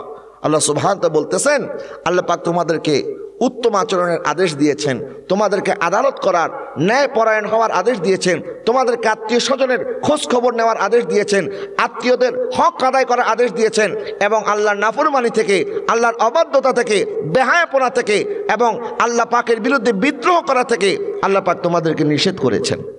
এখানে তিনটা জিনিসের আদেশ করা হয়েছে, তিনটা জিনিস সম্পর্কে নিষেধ করা হয়েছে। এক নাম্বার, আল্লাহ আদেশ দিয়েছেন আমাদেরকে ন্যায় পরায়ণ হওয়ার জন্য। বলে না কি হওয়ার জন্য?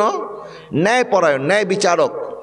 আমরা প্রত্যেক এক একজন বিচারক, কারণ আমাদের নিজেদের একটা বিবেক আছে না নাই?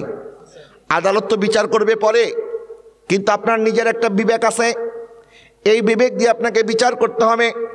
আমার নবী সাল্লাল্লাহু আলাইহি ওয়াসাল্লাম ইরশাদ করেছেন তোমরা জালেমকেও বাঁচাও এবং মাজলুমকেও বাঁচাও। সাহাবায়ে কেরাম আরজ করলেন, ইয়া রাসূলুল্লাহ, হুজুর আমরা মাজলুম রে বাঁচামু, জালেমনে কেন বাঁচাবো? নবীজি সাল্লাল্লাহু আলাইহি ওয়াসাল্লাম ইরশাদ করলেন, তোমরা জালেমকে এই কারণে বাঁচাও সে যেন জুলুম করতে না পারে। জালেমকে জুলুম করতে দিও না, জালেমকে জুলুমের হাত থেকে বাঁচাও, কারণ সে যদি জুলুম করে সে নিজেও জানবে না এটার পরিণতি কি হবে। এবং আরবিতে একটা প্রবাদ আছে, কামা তাদিনু তুদান, যেমন কর্ম তেমন ফল। আপনি আজকে আরেকজনের সাথে জুলুম করবেন, আপনার সাথে আরেকজন জুলুম করবে। আর যদি জুলুম নাও করে, কাল কিয়ামতের ময়দানে এই জুলুমের বিচার হবে। কথা বলেন না ঠিক কিনা? এই বাংলাদেশের মধ্যে অনেকে জুলুম করেছে, এখন বিচার হচ্ছে। আবার নতুন করে যারা জুলুম করবে তাদেরও বিচার হবে। কথা বলেন না ঠিক কিনা? জালেমের কোনো ছাড় আছে? আল্লাহ পাক বলে, ইন্না বাতশা রাব্বিকা লাশাদীদ, আল্লাহর পাকড়াও বড় কঠিন।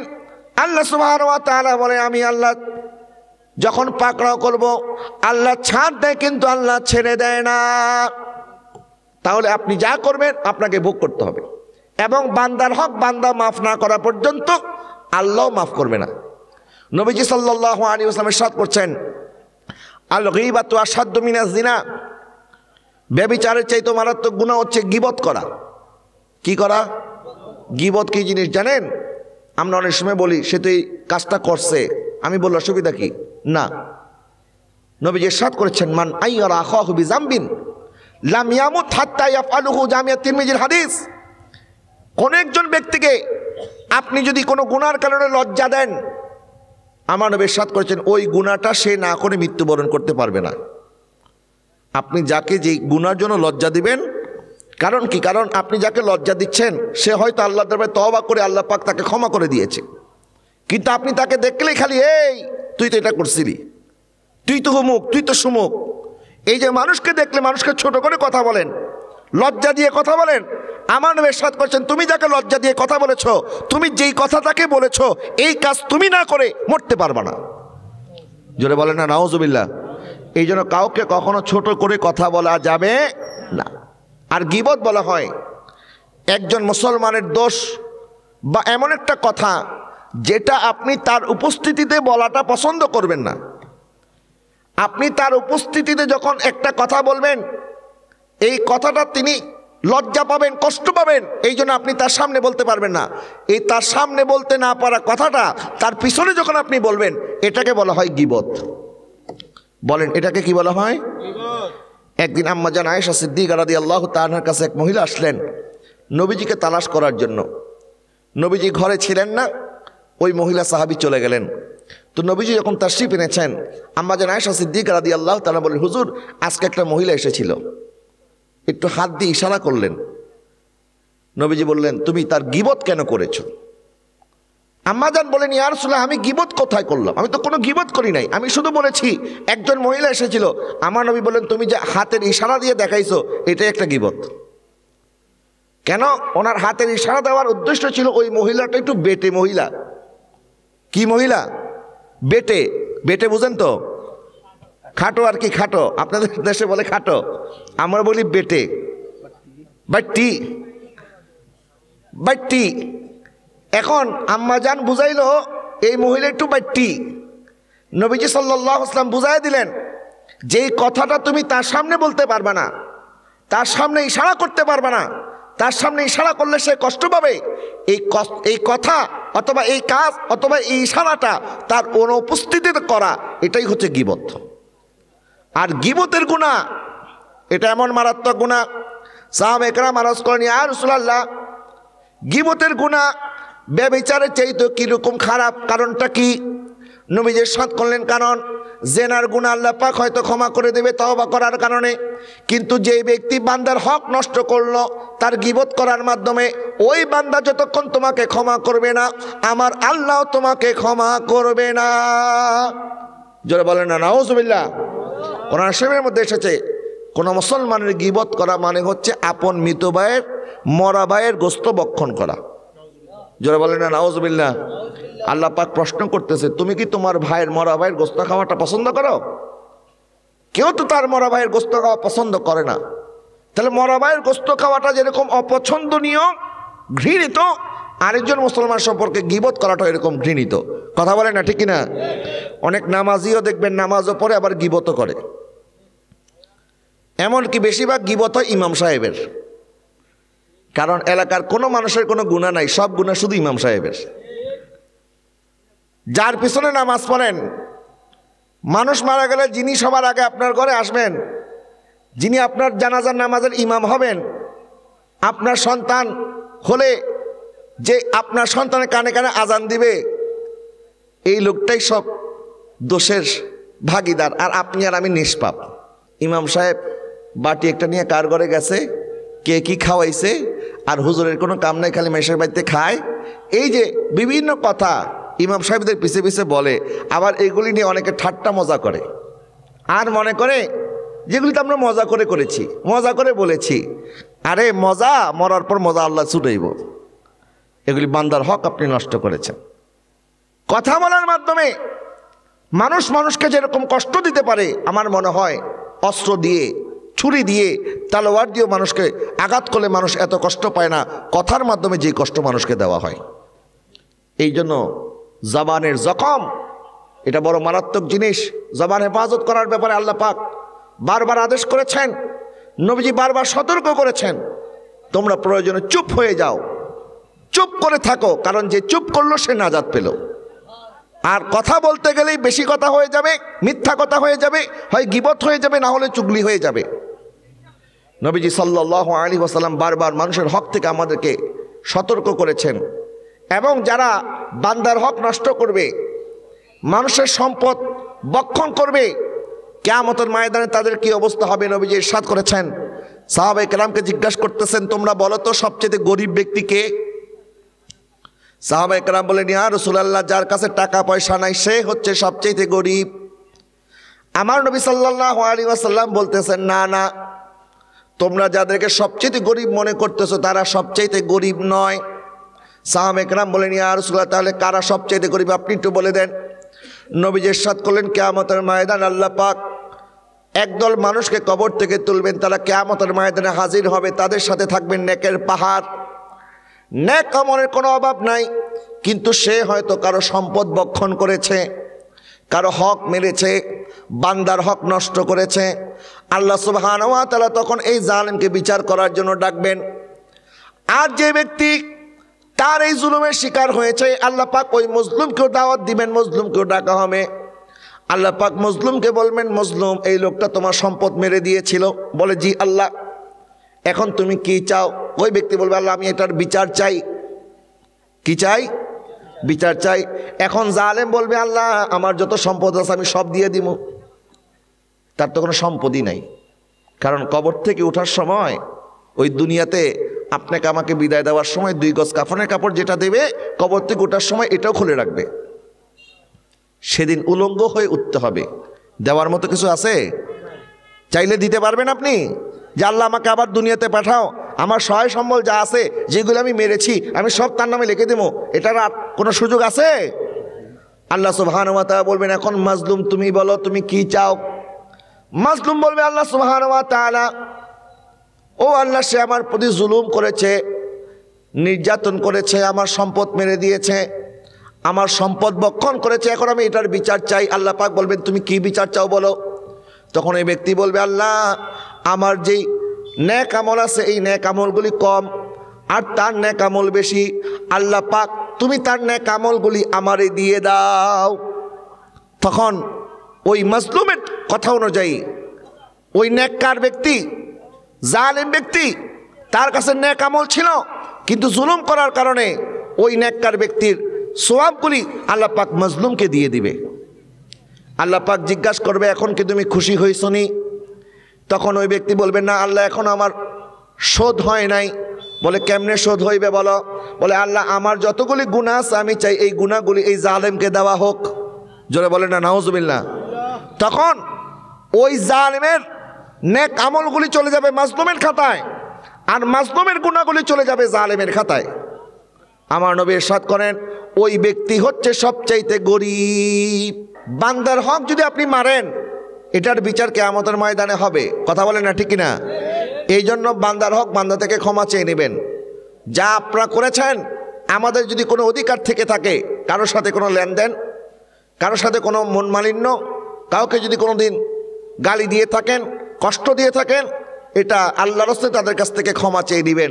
নাহলে বান্দার হক বান্দা মাফ না করলেও আল্লাহ কখনো মাফ করবে না। এরপরে আসেন সুদের বিষয়ে কোরআনের একটা আয়াতে আমাদের জন্য যথেষ্ট।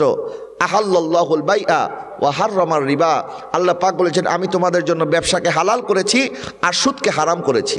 সুবহানাল্লাহ বলেন না? আচ্ছা, যেটা আল্লাহ হালাল করেছেন এটার মধ্যে বরকত, না যেটা আল্লাহ হারাম করেছেন এটার মধ্যে বরকত? হালালের মধ্যে না হারামের মধ্যে? হালালের মধ্যে। আর আপনি মনে করেন না আমি যদি একটু ব্যবসার মধ্যে সুদ মিলাই দেই আমি তাড়াতাড়ি ধনী হতে পারবো। আল্লাহ পাক বলেন আল্লাযী জামাআ মালাহু ওয়া আদ্দাদা ইয়াহসাবু আন্না মালাহু আখলাদা কাল্লা লা ইউমবাযান্না ফিল হুতামা।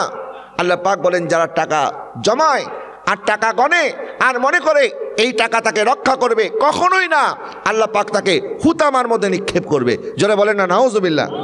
তাহলে সম্পদ উপার্জন করতে হবে হালালভাবে। বলে না কিভাবে? কারণের মতো সম্পদ উপার্জন করে কোনো ফায়দা নাই। সম্পদ যদি বানাইতে হয়, দৌলত যদি আল্লাহর কাছে চাইতে হয়, আল্লাহ পাক আমাদেরকে যেন দৌলতে ওসমানী দান করে। বলেন আমিন।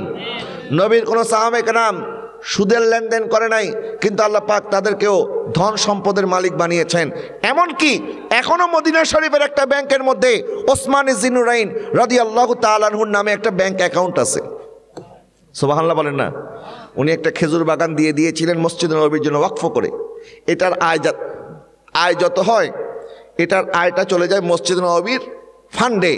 এবং এই যে ওনার এই বাগান থেকে যত ফল বিক্রি হয়েছে এই ফলের টাকা দিয়ে ইতিমধ্যে মদিনা শরীফের মধ্যে একটা 5 স্টার হোটেল কেনা হয়ে গেছে। এবং ওই 5 স্টার হোটেলের যত ইনকাম সব চলে যায় মসজিদ নববীর ফান্ডে। সুবহানাল্লাহ বলেন না? তাইলে এই যে 1450 বছর যাবৎ ওসমান জিন্নুরাইনের দান এখন আল্লাহ জারি করে দিয়েছেন। সুবহানাল্লাহ বলেন না? আর সুদের টাকা দিয়ে, ঘুষের টাকা দিয়ে, 2 নাম্বার পয়সা দিয়ে আপনি সম্পদ রেখে যাবেন, আপনার সন্তান কবরস্থানে গিয়ে আপনার জন্য দোয়াও করবে না, আপনার নাতিপুতি আপনার নামও কোনো দিন জানবে না। কাদের জন্য করছেন এগুলি? নবীজি ইরশাদ করেছেন সুদের এত মারাত্মক গুনাহ, 70টা গুনার মধ্যে সর্বনিম্ন গুনাহ হচ্ছে আপন মার সাথে জেনা করার গুনাহ। জোরে বলেন না নাউজুবিল্লাহ। আমাদের সমাজের মধ্যে সুদ আছে না নাই? বিভিন্ন দোকানে অনেক এজেন্সিওয়ালারা আসে, বিভিন্ন এনজিওওয়ালা এসে বলে ভাই টাকা আস্তে আস্তে দিয়ে অসুবিধা নাই। তো কি করতে হবে? বলে আপনার বাড়ির দলিলটা একটু লাগবে। এই যে উপর দিয়ে পানি ডাইলা নিচে দিয়ে গোড়া কাটতেছে। আপনি তো সহজ সরল মানুষ, আচ্ছা ঠিক আছে আমার তো এখন একটু ইনকাম বাড়ানো দরকার, আচ্ছা ঠিক আছে আমাকে একটু ঋণ দেন, আমাকে একটু ক্ষুদ্র ঋণ আমাকে দেন, আমি আপনার টাকাটা পরিশোধ করে দেব। কিন্তু ঋণের বোঝা যখন বাড়তেছে আর বাড়তেছে, যখন দেখবেন এটা চক্রবৃদ্ধি হারে খালি সুদ বাড়ে, সুদ কখনো কমে না, সুদ খালি কি বাড়ে, বাড়তে বাড়তে বাড়তে বাড়তে আপনার সম্পদ দেওয়ার পরও দেখবেন আর এখন টাকাও নাই, সম্পদ নাই, রাস্তার ফকির হয়ে যাবেন।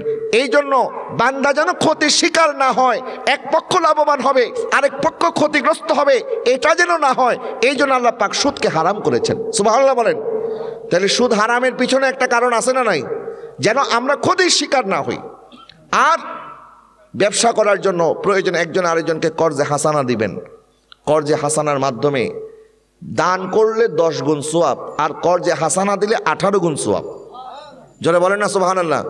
তো ব্যবসা যদি বড় করতে হয় কাউকে বলবেন ভাই আমাকে কিছু কর্জে হাসানা দেন। আর মনে রাখবেন কারো কাছ থেকে কর্জে হাসানা নিলেন আর আপনি টাকা ফেরত দিলেন না, তখন আপনার কারণে আরো 10টা ভাই ক্ষতিগ্রস্ত হবে। তখন মানুষ কাউকে বিশ্বাস করবে না, বলবে কেউ তো টাকা নিলে আর টাকা ফেরত দেয় না।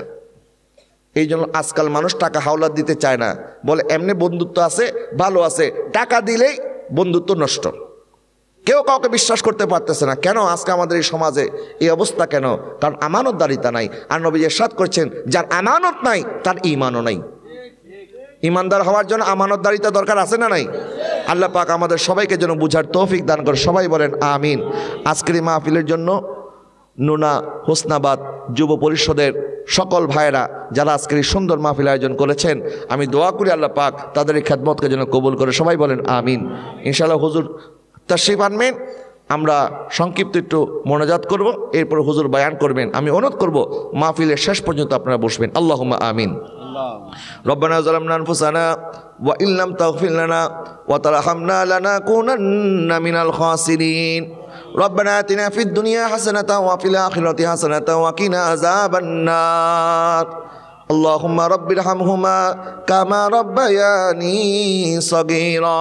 ইয়া রাব্বাল আলামিন, আল্লাহ আজকের মাহফিলকে আল্লাহ কবুল করুন মাওলা। আজকের মাহফিলের জন্য যারা টাকা পয়সা শ্রম বুদ্ধির মাধ্যমে খেদমত করেছেন, সকলের খেদমত আপনার শাহী দরবারে কবুল করেন।